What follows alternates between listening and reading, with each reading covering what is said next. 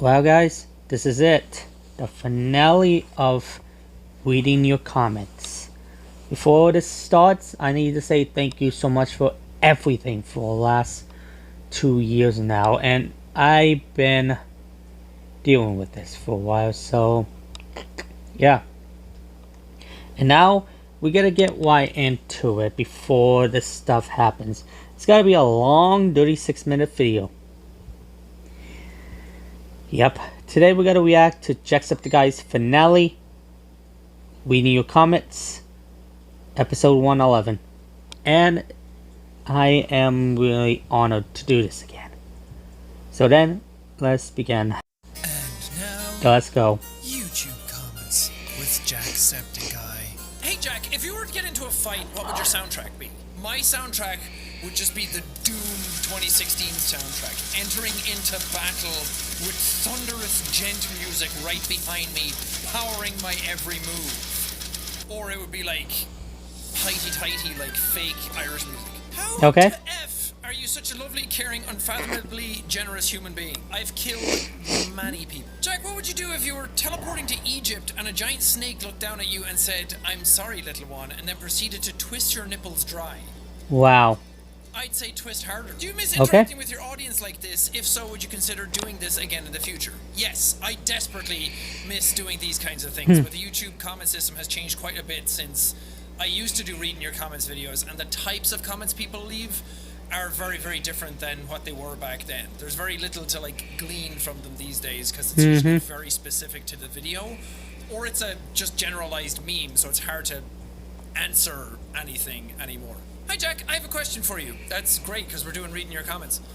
Which Let's Play series blew up the most but was your least favorite to play? Ooh, good question. I think when all is said and done, it's probably the Life is Strange series. I know how many people love that series, but when I played the first one, it was okay. It wasn't anything mind-blowing, but because people were so into it, that was what kind of kept me motivated to record it. And then it ended pretty cool, and I liked a couple of the moments in it. But every single Life is Strange game since then has been very boring to play, and it's been very hard to be enthusiastic about it and actually get through them without being very negative towards them, and that's why I kind of stopped doing them. That and every single episode of Life is Strange that I've ever done, I think except for Season 2, has gotten claimed for music. Jack, are you ever going to bring back Antisepticeye, or is he gone forever? He's gone forever. Sorry. Just joking. He'll be back. He'll be back this year at some point. I do want to do more with him and all of those characters. I've wanted to do so much with them for so long. And I've said this in other places already, but I've never really said it in a video, that I've been working on a fully realized universe for these characters to live in and operate in. And I think some of the stuff that we've been working on has been really, really good, and I'm excited to show everybody what it is. It just needs a little more time to figure out how to get certain aspects of it done.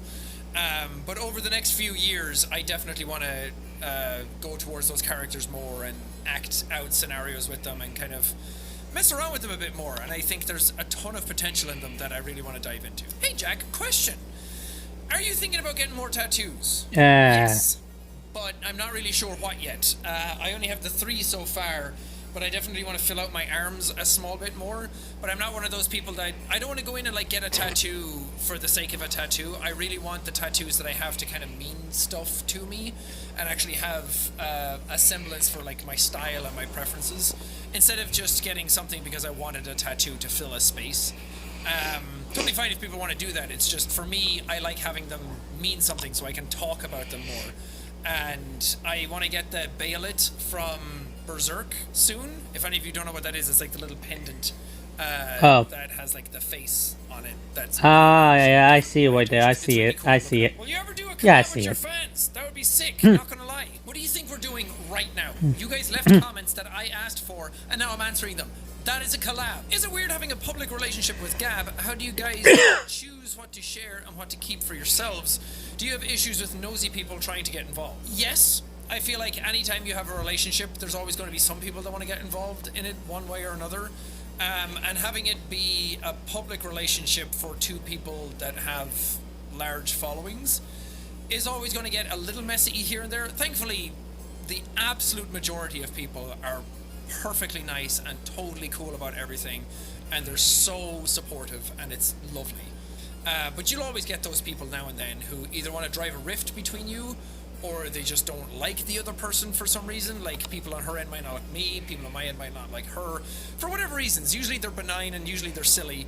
And then some people want to get involved, and then they start making up stories about you and start making up all these rumors that just aren't true, because no one's going to fact check it, so it comes off as like valid. But neither of us really care about that. We just kind of like live our lives, and both of us love each other very much, and we enjoy each other's company, so it doesn't really matter what anybody else is going to say about it. But what we choose to keep for ourselves is very easy. It's very easy to not give over information to the internet if you don't want to, and I think that's a big issue a lot of creators have, that they feel like they need to give.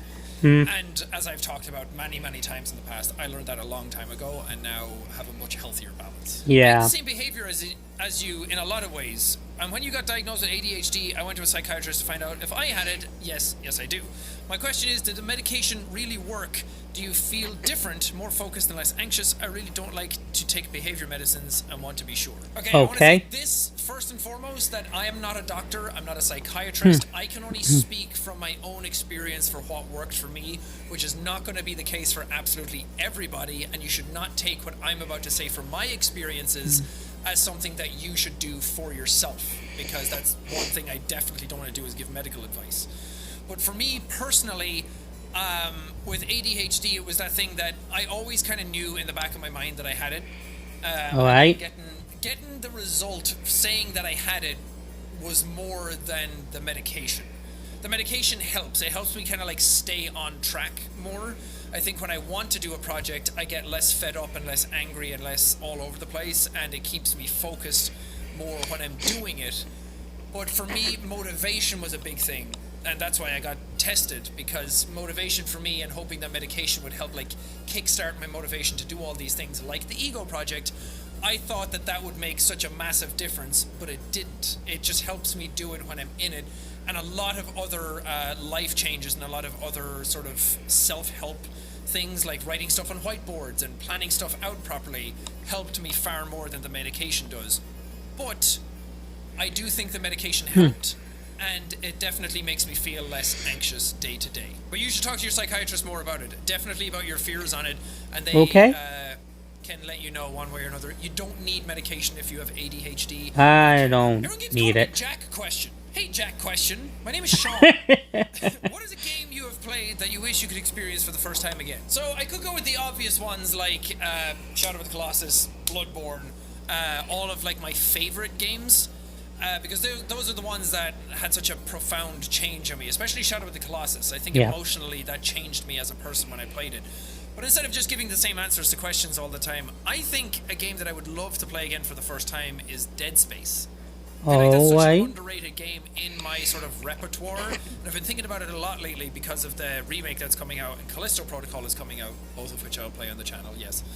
And I've just been thinking about it a lot more, and how much like the sound design and the pacing and everything of that game kind of fundamentally changed me. And Dead Space 2 as well, the sort of lighting tricks they were doing in that game taught me a lot about game design and how things are made, and I don't know, I wish I could just play Dead Space 1 again and have that visceral experience for the first time. With everything that's been going on with you in the recent years, how have you been mentally? We love you and want you to be well. That's very sweet, thank you. I know all of you want me to be well, and it's very nice that a lot of you ask how I'm doing all the time. It really is appreciated. I do appreciate that people care a lot about me as a person. Even my like personal trainer said that it's incredible to see a large audience be so nice towards the person they're watching, because that not every community has. I had to this. No more Tuesday videos. But how have I been mentally? I mean, it's still been up and down. I'd say overall it's a net positive that since like 2017-ish or whatever I started to hit like big slumps, I've definitely gotten better, and I get ADHD meds and getting evaluated for that and confirmation on that, getting a better work-life balance after like my dad passing and trying to figure myself out more, being in a healthier relationship. All these different types of things have definitely I forgot his father passed on. Than I've ever been. So overall, I'm in a really good place. But there's still a couple of things here and there. I still suffer from anxiety all the time. I have fully diagnosed ADHD, I have generalized anxiety diagnosed, and I have health-based anxiety diagnosed. So I worry in general a lot about everything, but I also worry a lot about my own health. Like, if I can't really breathe much that morning, instead of thinking, oh, it's asthma, I think I'm dying. So when COVID was happening, that was a really big issue for me, and I struggled very much. Struggle with everyone. It's taken a toll during that period, and my tinnitus has kind of been steadily getting worse over the years, which is a little concerning, because it was always like tinnitus and it was always kind of there and kind of annoying, but now it's like there's like things adding to it, where like my tinnitus is so loud all the time that like I can hear it all the time, and I start getting like fullness in my ears, where it's like one of my ears kind of gets muffled and then it kind of like fades out and you hear that high-pitched ring. Yeah, I like feel the same thing. Imbalanced. I'm kind of like shaking my head and like doing that. If you ever see me do that in a video, it's not because I'm on drugs, it's because I'm like trying to clear my ear canals, and it's just weird. And then reading stuff like, is it Meniere's disease and things like that, where you can lose your hearing later in life, and I'm kind of like freaking out about that a little bit, and trying to keep like my anxieties in check. But I have my ups and downs like everybody. It's not all sunny days all the time, but most of them are. In a normal job, you tend to build friendships or at least some sort of relation with your co-workers. Does that happen with other YouTubers, even those you are not friends with, like a shared experience kind of bond? It's definitely a shared experience. It's almost like, this is an absolutely awful analogy because it's not at all the same, but like people who go to war and then come back have like you know what that's like. People who go work in certain spaces and then come back, like, you know what that's like. We've been in the YouTube war for like 10 years at this point. Alright. So some people you meet can definitely relate to you a bit better if they do the same job. But for me, it is a little tricky to like keep friendships going, because in the early days it was easy to accrue all of these people who all knew who I was and follow all these people on Twitter and be nice to a lot of people. It's one thing to be friendly towards people, but to be friends with people is very different. Sorry. And over the years I've learned to whittle my circles down, and this just comes with age anyway. As you like hit your 30s, you don't have as much time for people, and you kind of get past all of this kind of like needy childish energy. So getting older and kind of doing this for a long time, I started like weeding out the people who I'm always going to be nice to, and I'll always be friendly to when we meet. We'll always have time for each other, but it's like you're not my close friends and you're not there for me when I need somebody kind of people. So it's kind of like co-workers in that regard. But some people I've gotten very close to, and others who people I think I'm really close to, I wish I was closer to. There's some people in my life that I wish I could get like closer to, but they're a bit more closed off, and that's totally fine. That's just their personalities. But I'm always that type of person who I enjoy friendships outside of the work we do. And sometimes that's hard to do because we're all so busy all of the time. So lately, one of my favorite things to do is to just hang out with people in general when I have time. I'm always so busy as well. But even recently, like, hung out with Mark, and I was like, do you want to just hang out and talk and like not record anything? And that was lovely. That's what I enjoy doing a lot now. And I feel like that's what true friendships are. And like, when a massive traumatic thing happens in your life and the people who reach out to you, those are friends. Have you ever filmed a video thinking it was bad, but when you uploaded it, a majority of people loved it? Oh yeah, no one's a bigger critic of my content than myself. There are so many times that I'll record something and I think it's awful, and then I'm like, should I just delete that? And then I'll send it to the editors, and they're like, what are you talking about? This is a great video. And then they'll edit it down, and it's actually much funnier than I thought, and I watch it back, and I'm like, oh man, that's great.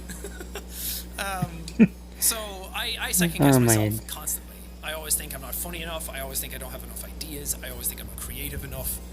Just part and parcel of being an artist, I guess. How does it feel knowing you've helped cheer up a lot of people with your videos? I tend to not think about it because it's so hard to quantify that, and I have no idea how to. What do I sit down and go like, I'll upload this video because people will be cheered up? I don't think I've ever once kind of gone into videos like that. I do it because it's fun, and it's nice that people get cheered up from it, but it's so hard to think about it that way, because unless people are in front of you, it's just kind of words. And a lot of people say the same things over and over again. So like positive reinforcement and negative reinforcement all becomes the same thing after a while. Because I always say that like people who are being negative towards you all the time, it's always like, oh yeah, ignore the haters. But people who are like praising you endlessly for doing nothing are also bad for you. It's also a toxic mentality in a way.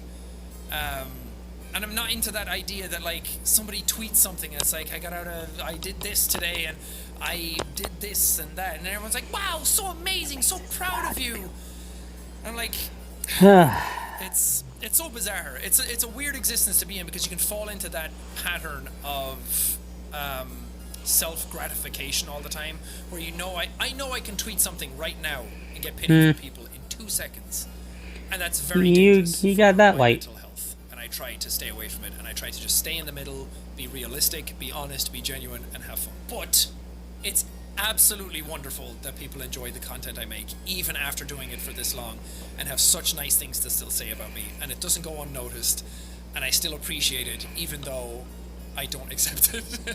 If that makes any sense. Hey Jack, here's my question. We're back. Do you have any tips for people who overwork themselves and equal their work to their self-worth? It's kind of a never-ending struggle if you equate your self-worth to the work you're doing, even after doing it for this long, and I've pulled away from that quite a bit. But even now, if I have like 3 or 4 videos in a row that do badly or don't do up to scratch, then that just affects me mentally anyway. Because I'm a worrier. I have anxiety. I second guess myself, and I'm constantly worrying like, is this it? Am I done? kind of stuff. So equating your self-worth to your work is just unhealthy. And I don't know how to pull you away from that, because I still struggle with that. So it would be dishonest for me to give you dishonest advice. But for overworking yourself, I'd say just really get to know your limits. Your body's always going to give you a signifier when something's going wrong. If you're anxious, your body's trying to tell you something. If you're tired, your body's telling you something. If you're hungry, you eat. If you're tired, you sleep. If you're anxious, for some reason we just don't know what to do with it. Going to the gym is a really great thing. Going out for a walk, doing any sort of physical exercise. I know a lot of you have probably heard it to death from psychiatrists and therapists and doctors, but I swear to God, it works.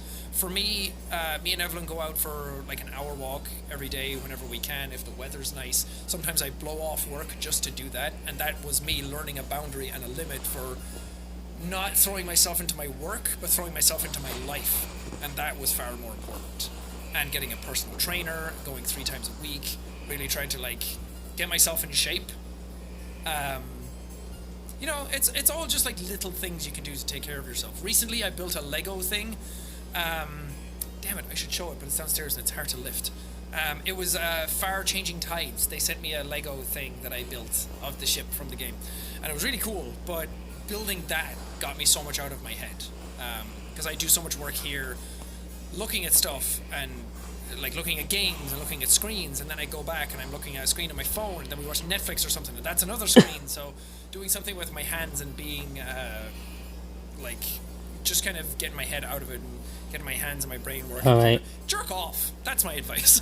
Did you actually enjoy making so many Happy Wheels episodes, or did you find it repetitive but continued because you know how much your fans adored it? Kind of all of it, really. I enjoyed making them in the beginning because it was just fresh and new and it was a cool type of content to play. I think back then when I was playing it, Happy Wheels was the most perfect game for my style of content, and I think that's why it just connected with people so much, because that loud, boisterous energy I had fits so well with Happy Wheels, and it just enabled me to be so much of myself as I played the game. But it definitely dragged a bit. The first I think the first 40 episodes flew by, and I can't remember making most of those videos. And during the middle of it, it definitely became really? People aren't getting bored of this? You're still going to watch this? I'm just making the same jokes over and over again. It became so monotonous and tedious and repetitive. But the fact that people were enjoying it so much kept me in it, and it was something for people to do. And then once it got to 70 episodes, I think, knowing that I was going to end at 100 and that was kind of coming up, it started to get a bit more fun again, because we were kind of just ramping up to something and having a goal in mind that it was going to end eventually. kind of made me more enthusiastic about it again. So I enjoyed it more than I didn't. But that is a weird thing as well, that there are some games that if I didn't do a Let's Play of them, I wouldn't have enjoyed the game at all. Death Stranding is a good example of this. I think I would have enjoyed it a bit, but Death Stranding as a Let's Play, and the fact that I was one of the few people playing the entire game on YouTube with such long episodes, made it far more enjoyable because all of you really enjoyed it. And if people are enjoying your content, it doesn't really matter how you feel towards a certain game sometimes, because your enjoyment of it makes me excited for it. And that happens with a lot more games than you think. Because if I'm not into a game, it's easy to just like put it aside and not do it. But if you guys are into it, then it's like, yeah, fuck yeah, I can't wait to record it and see how people react to this. And I get a couple of running jokes going. Whenever it comes to like long series, I always like to get at least one running joke happening. There was so many of them in Happy Wheels, but even just recently, the Quarry was that like, whatever doesn't kill you makes you stronger. And then I'm like, but what if this happened? And then God of War had the Dad of Boy, and Detroit Become Human had the like, my name is Connor. So it's always fun in that regard, and the community makes it more fun than it would be if I was just uploading it and not paying attention to anybody. So Happy Wheels was like a bit of everything. It went on so long that how could it not be? I got a question, Jack. What was your life like growing up? What things did you do for fun in Ireland? I think my childhood was pretty good. We had a few like major downs within my family, and like I feel like the ups were a lot more than the downs. Okay. But there was definitely a couple of moments in my childhood that like shaped me as a person forever because of like what not to do in life. But I think overall I had a pretty great childhood. I went outside every day after school. It was like pre-internet, pre-social media, all that stuff. So it was like just good old-fashioned childhood of getting outside and playing in a sandpit and playing with tractors outside. And I'd run down the field and climb a tree and swing on a rope. Go to my friend's house and we play some video games together. So I have very, very, very fond memories of my childhood. And I was a very outdoorsy kid, so I would just go down and get lost in the fields for a few hours and then come back, and I was like reliving like Lord of the Rings in my head. It was so fun. When it comes to sound design in games, what noteworthy memories do you have of some playthroughs? Anything that really stands out, whether it enhanced the immersion, triggered an emotional response, or just in general made you impressed? There's been numerous ones over the years, because so many games have great sound design, but one that really stood out to me was Inside, which I love. Inside is one of my favorite games that I've ever played. I think I put it in my 3x3, like the 9 best games ever. And I was shocked with how well made that game was. Because Limbo was well made, but you could definitely tell their budget. And then Inside came out, and it was like the visuals were phenomenal. Some of the graphics tech they were using was really high end. And then their sound design blew me away. That one section with that big like whoop sound effect, the big shock wave. Go back and watch the episodes. I was so giddy when that was happening, and that's still one of my favorite games now to try out whenever I get like new speakers or a new sound system or anything like that. So it really, really impressed me. Another one that really impressed me that I haven't played on the channel, which I'm kind of contemplating, but I finished the whole game already, which was Soma. The people who made Amnesia, they made Soma, and then they came back and made another Amnesia, and everyone hated it. But that Soma game was really, really good. Really great. It wasn't as scary, but it had some really great existential questions to ask. But the sound design in that game floored me. It was so much better than I was expecting it to be for the type of game that it was, for the budget that it had. Because it's easy for massive companies to have terrific sound design like Last of Us or anything like that, because they have huge budgets, so they can just throw money at it and get great sound design. I know that's not really how it works. A bad sound designer is still a bad sound designer. You still need talented people.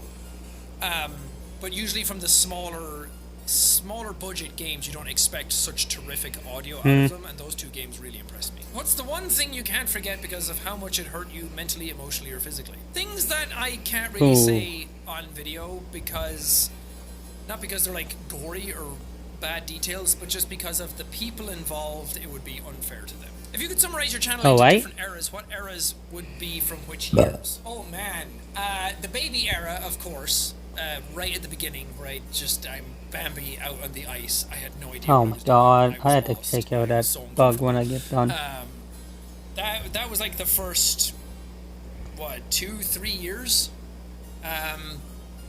Well, up to like 2014. Then 2014 to like 2017 was like the Jacksepticeye era. The one that whenever anyone's like, I miss the old Jack, I miss green hair, Oh God. I miss Happy Wheels, I miss all this, that, and the other.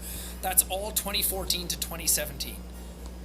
That gap was a massive boom for the channel, the biggest one it's ever had. It'll never happen again. Gaming was popping off, and that was the Jacksepticeye era. Then we had the Dark Ages from like 2017 to 2019-ish. That was when I lost myself. I changed personal life things. I didn't know where I was going. I didn't know what I was doing. The channel kind of slowed down a small bit. I started to get a little freaked out by that. I started to second guess myself more. I started to worry a lot. I made a lot of decisions that I was like, man, why did I do that? that was a rough time in my life. And then I'm glad I got past it. And now we have the Golden Age arc. Just like Berserk, we have like the Golden Era where I'm comfortable with myself. I'm not playing into any like trends or algorithms, and I'm just a bit more healthy about my work. I enjoy my life outside of my work quite a bit. I have a lot of cool projects going on. There was a lot of cool stuff I've been in. It's just great, man. Yeah. It's only up from here. Actually, no, it could probably go down again, but I'm choosing not to believe that. Curious, what's one of your biggest regrets in your days of doing YouTube videos? Regrets that are connected to YouTube channel, of course. I think some of my regrets are not going after certain opportunities sooner or when they cropped up for me. There's a lot of stuff I turned down that now I kind of wish I did. None of them really like come to the top of my mind, but there was a lot of like, hey, do you want to fly here and do this? And I was like, no, I gotta work.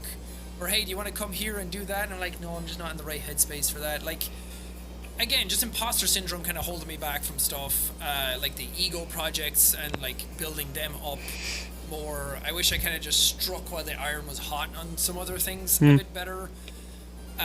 Changing up my channel a bit earlier and adapting a bit better as things went on. Just different things like that. Like figuring out my boundaries a lot earlier and figuring out that it was okay to take breaks a bit earlier and measuring those out a bit better. Because when it came to that point, it was breaking point. The content I was making was shit. I lost a lot of people in the audience with that because they were like, it's not the same anymore. Which it wasn't, totally valid. And then as things change and come back now, like, I think I'm much better now and healthier and like the content is much better and everything. But during that period of time, I just didn't quite figure myself out fast enough, and I knew I should have, and I'd taken more time for myself and I didn't. And then it led to like multiple massive breaks from my channel. And I think that kind of like messed things up a small bit. But it's hard to have regrets when things are as good as they are now. It's hard to like look back and be like, yeah, I regret that quite a bit. Because I enjoy where things are now. So it's kind of like, yeah, regrets, but not really. Did or does your ADHD make you feel isolated ever? I have ADD, and sometimes it makes me feel almost slower or less than others that don't have it. Absolutely. Oh, wow. All the time, for my entire life. I, like, being in school, I always thought, why am I not into this thing that everybody else is into?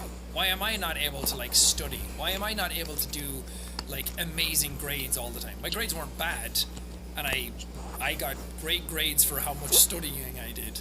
But it was a lot of that stuff and feeling very, very stupid for most of my life. Like, I'm smart about a lot of things, but it's hard to showcase that to other people. Or it's hard to, like, talk in a certain way or do a certain thing. Because a lot of the things that I'm smart in just don't show themselves very obviously. So a lot of people just write me off as, like, a dumb person sometimes. And then... Oh, boy. Like, doing YouTube and everything and kind of, like, putting yourself out there to the internet and showcasing yourself and your mentality and... being a stream of consciousness all the time in my videos definitely, like, gives people a sense for where your brain is at a lot of times. And again, feeling very dumb for a lot of things, especially when you have some people doing one game and I'm doing the same game and they do it better or, like, understand things quicker and I just can't grasp the mechanics or I can't, like, figure it out. Or even by the end of it, I was like, I don't understand what happened. There's a lot of that kind of stuff, so it made me feel very isolated, made me feel very dumb to the point where I think my biggest insecurity is my intelligence. Like, being compared to other people all the time and saying, like, oh, this person's smarter than you is a very big thing for me. that I've tried very hard to get over and still struggle with all the time. So I think that made me feel isolated a lot. And then getting diagnosed with ADHD is like, oh, light bulb, that makes sense. I'm not stupid. I have a condition.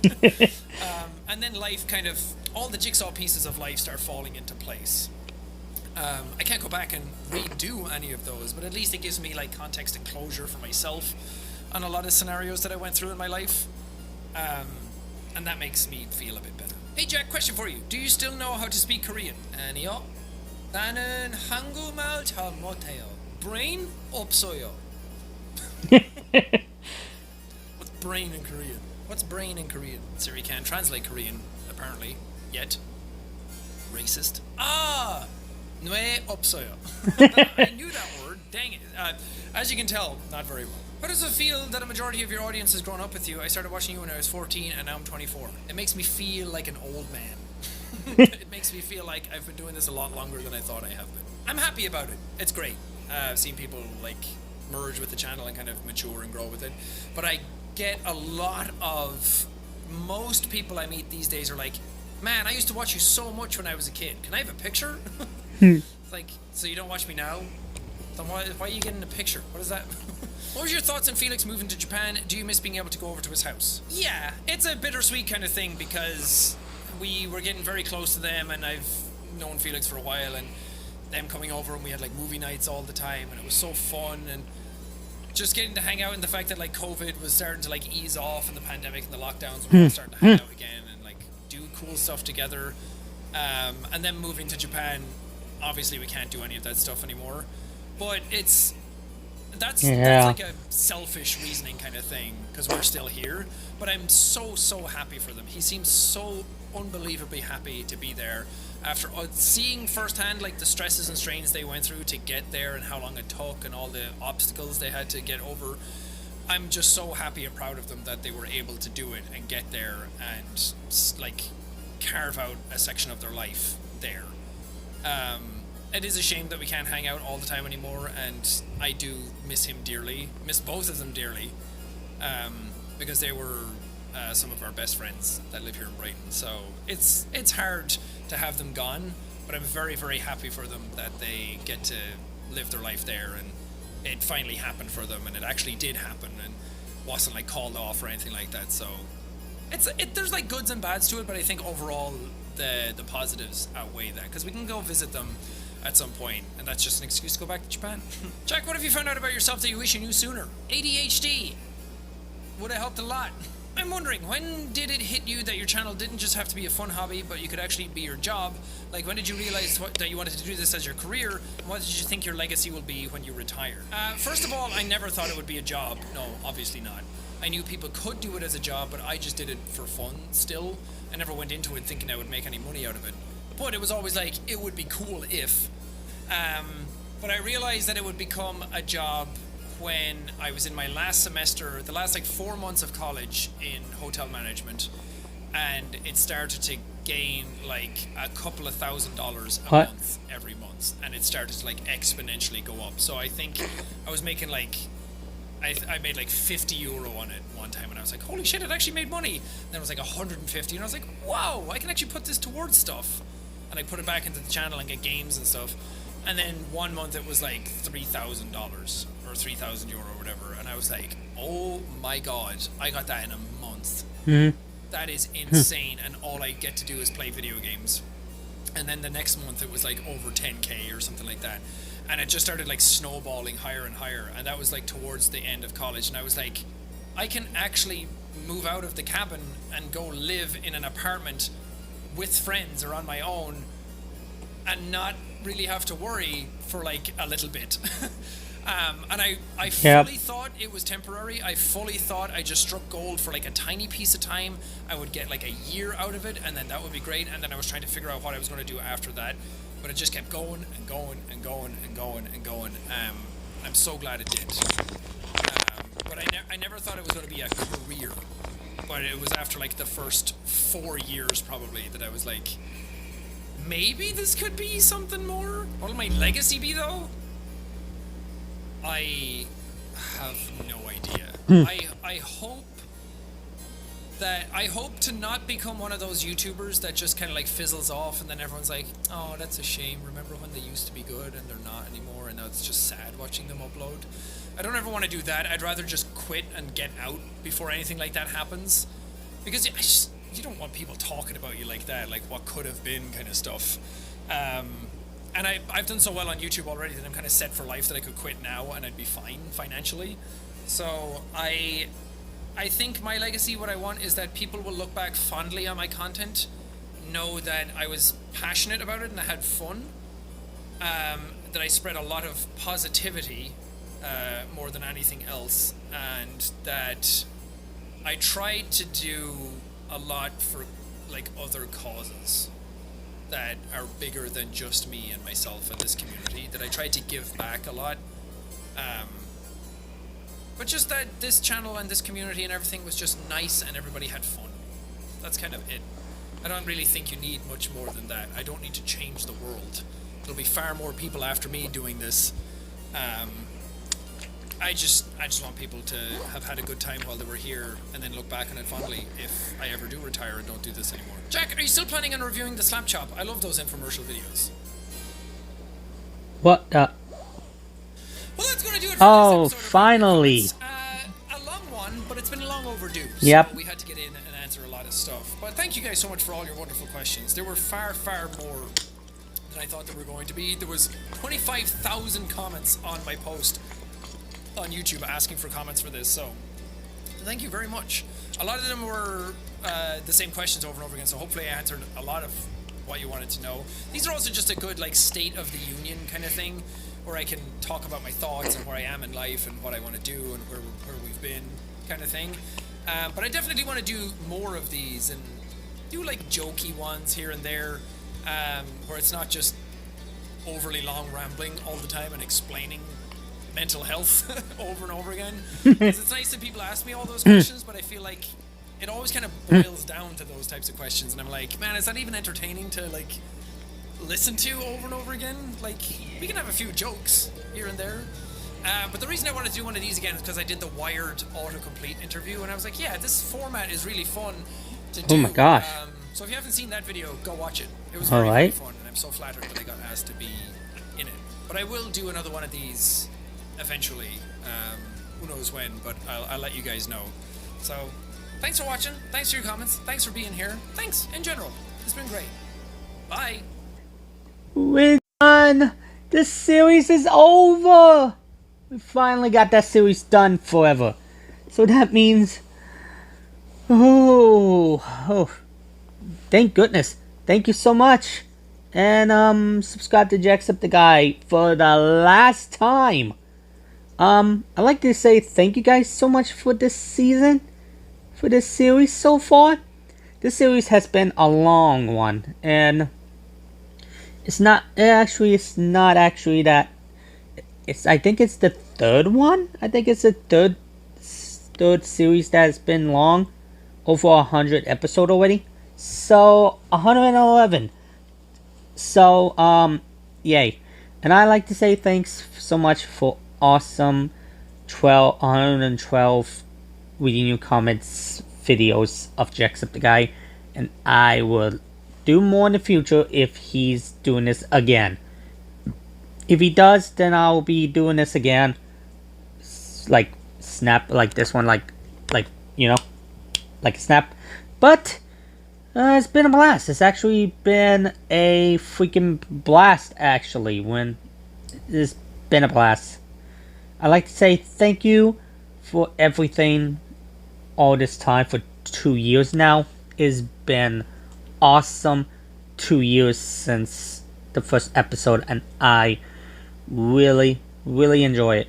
I really happy about it, and I'm happy that I end the series as a snap like that because of it since that end.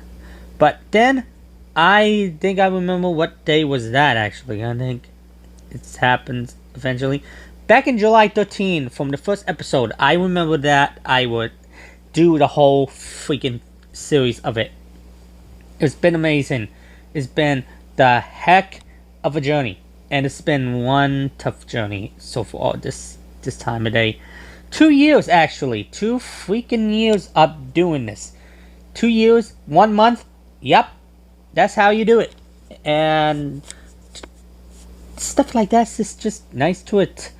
So it's been a real blast. So 2 years, a month, and 15 days. I'm really happy that I end this series on. Thank you guys so much. You go subscribe to Jacksepticeye for the last time, please, and subscribe to my channel. Leave a like and comment. Follow me on Instagram, Twitter, TikTok. No, shit, my bad. I meant follow me on Instagram, X, TikTok, and Twitch. Find me on Nintendo Switch, Wii U, Snapchat, and Discord. Go Animal Crossing, New World Rise, and go my Dream Master is down below description. Animal Crossing DLC out since last year. Mario Kart DLC out since last year. Nintendo Switch Sports out since last year. Fall Guys out since last year. And Splatoon 3 is gonna be a year old in about almost a week. Check out my Discord, and that's it. And thank you so much for tuning in this series of Jacksepticeye with your comments. So then, goodbye everybody. It's been a real fucking blast. It's been a real fucking blast. Bye!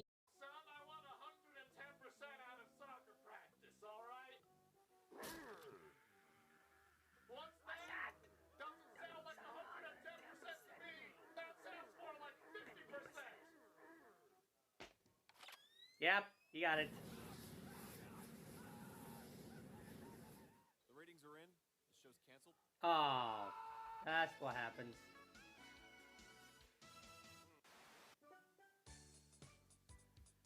Boo! Oh, god damn it! Again?